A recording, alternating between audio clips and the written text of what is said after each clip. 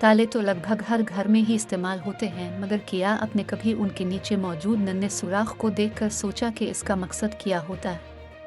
हो सकता है कि आपने इस पर कभी गौर न किया हो, क्योंकि ये बहुत छोटा सुराख होता है। अलबत्ता अगर देखकर भी समझ न आया हो कि ये सुराख क्यों है, तो जान लें कि ये बहुत ज़्यादा अहम होता है। ज़्यादातर तालों को घर के बाहरी दरवाजे में इस्तेमाल किया जाता है और वो मुख्तलिफ मौसमियाती हालात जैसे बारिश का सामना करते हैं। ताले में मौजूद नन्हा सुराख बारिश के पानी के निकासी का काम करता है।